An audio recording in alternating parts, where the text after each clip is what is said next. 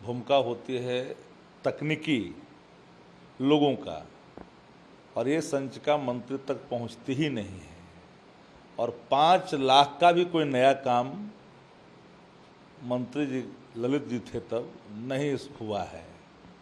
और जो नल जल योजना में जो ऑनगोइंग प्रोसेस था, इसको रिपेयरिंग वाला था, वो सब कार्यों के निपटारा के लिए निचले स्तर पर जिन लोगों ने फैसला लिया था, तो अगर अपनी नई इल्म को तलाशने के लिए वर्तमान मंत्री दाएं बाएं कैसे हम भरपूर हों, इसके लिए रद्द किए हैं तो रद्द करें, उनका विषय है। तो कैबिनेट का फैसला होता है ना, कोई निर्णय जब होता है तब, तो मंत्री की क्या इसमें भूमिका रहती है। 17 महीने के तेजस्वी के कार्यकाल पर लगातार सवाल खड़े कर रहे हैं। 17 महीने के कार्यकाल स्वर्णिम काल है, चाहे वो टूरिज्म पॉलिसी का सवाल हो, मिडल लॉ, नौकरी पाओ, स्पोर्ट्स पॉलिसी का सवाल हो, या शिक्षक बहाली का सवाल हो। 5 लाख लोग बहाल किए गए बिहार में, नियुक्ति पत्र बांटे गए, एक पिच बनाई गई बिहार में, वो रोजगार का, नौकरी का पिच, वो तेजस्वी जी का पिच, नौकरी का मतलब तेजस्वी यादव।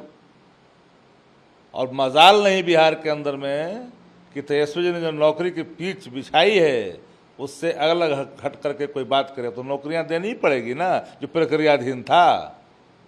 वो दाएं बाएं करने से कोई रोक सकता है जी? जो प्रक्रियाधीन है चीजें, उसको लागू करनी होगी युवा हित में, बिहार हित में। नीट पेपर लीक मामला अब सीबीआई को ट्रांसफर हो गया। सीबीआई कोर्ट ने 2 लोगों को रिमांड पर आज भेज दिया है, जिसमें से मुख्य आरोपी। मैं शुरू से राष्ट्रीय जनता दल इस बात का पक्षकार है कि नीट परीक्षा को तत्काल प्रभाव से रद्द करो, मेन कल्प्रिट को पकड़ो, चाहे वो कोई हो। जिन लोगों ने ये जघन्य अपराध किया है, जिन लोगों ने युवाओं के भविष्य के साथ खिलवाड़ किया है, वो कौन लोग हैं? भाजपा शासित राज्य में ही परीक्षा लीक क्यों होते हैं? क्या कारण है? हरियाणा, गुजरात और बिहार, यहाँ भाजपा शासन में है, बगल में उत्तर प्रदेश, वहाँ भी शासन में, वहाँ ही परीक्षा लीक। बीपीएससी की परीक्षा लीक हुई, सत्ता में आते ही, भारतीय जनता पार्टी की सत्ता में आता ही लीक हो गई। कौन थे भाई जो बारे ले लिया था, बेल ले लिया था?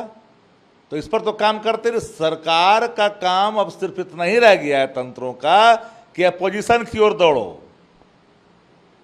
मेन कल्प्रिट को बचाने के लिए किन किन लोगों के साथ क्या क्या नहीं आए, अब सबके प्रमाण सामने है, सब तैर रहे हैं साक्ष्य। नहीं, आपकी पार्टी भी लगातार ट्वीट कर रही है संजीव मुखिया को लेकर, अभी तक उसकी गिरफ्तारी भी नहीं हुई है। हमने लगातार कहा कि जिन लोगों का नाम आ रहा है, चाहे संजीव मुखिया हो, है ना, अमित आनंद हो, नीतीश हो, चाहे जो हो, जो, लेकिन मेन कल्प्रिट को ही तो लाइए पकड़ करके। एनटीए से मामला कैसे लीक हो गया? चुनाव के दौरान ये सब चीजें कैसे हुई? बहुत बड़ा सवाल है। परीक्षा का रिजल्ट आना था, बाद में 4 को आ गया, अब वो रद्द नहीं किया जा रहा है, काउंसलिंग का डेट निकाला जा रहा है। इसमें कुछ मनसा कुछ इधर उधर नहीं दिख रहा है।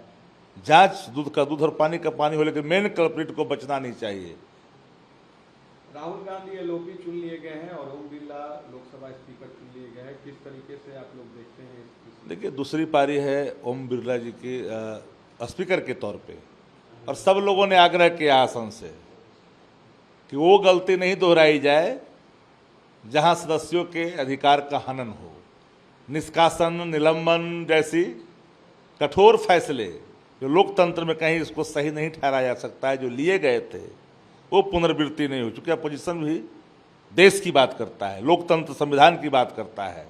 बने हैं दूसरे कार्यकाल के लिए, उनको बधाई। राहुल गांधी जी को भी अपोजिशन लीडर के रूप में मान्यता मिला है, उनको भी ढेर सारी, क्योंकि वो आवाज़ इंडिया गठबंधन की बने सब लोग, और देश की आवाज़ बने, देश की आम आदमी की आवाज़ बने, युवाओं की आवाज़ बने, तरक्की खुशहाली की आवाज़ बने। हम यही कामना करते हैं।